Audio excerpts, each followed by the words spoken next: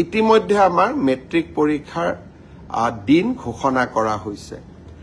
আমি এটা আঁচনি আপোনালোকৰ বাবে আগবঢ়াই দিছিলো যাতে মেট্ৰিক পৰীক্ষাৰ যিসকলে মেট্ৰিক পৰীক্ষাৰ সন্মুখীন হ'ব তেওঁলোকে যাতে কিতাপ এখন কিনিব পাৰে, পেন এটা কিনিব পাৰে, কলম এটা কিনিব পাৰে, গাখীৰ এগিলাচ খাব পাৰে, অলপমান নোটৰ বহী এখনো কিনিব পাৰে।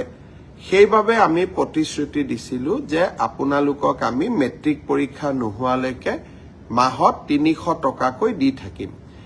এইবাৰ প্ৰায় 4,25,000 ছাত্ৰ ছাত্ৰীয়ে 28 তাৰিখে শিক্ষামন্ত্ৰী ৰণোজ পেগু ডাঙৰীয়াৰ সৈতে আপোনালোকক নৱেম্বৰ মাহৰ ৩০০ টকাটো মুকলি কৰি দিম। তাৰ পিছত ডিচেম্বৰত পাব, জানুৱাৰীত পাব, ফেব্ৰুৱাৰীত পাব, প্ৰত্যেক মাহতে ৩০০ টকাকৈ আপোনালোকে পাই থাকিব। ইতিমধ্যে আমাৰ মেট্ৰিক পৰীক্ষাৰ দিন ঘোষণা কৰা হৈছে।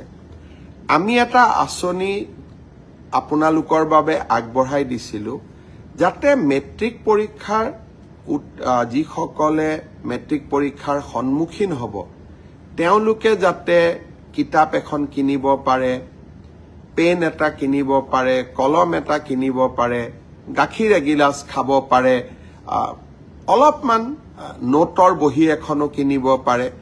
সেইবাবে আমি প্ৰতিশ্ৰুতি দিছিলো যে আপোনালোকক আমি মেট্ৰিক পৰীক্ষা নোহোৱালৈকে মাহত ৩০০ টকাকৈ দি থাকিম।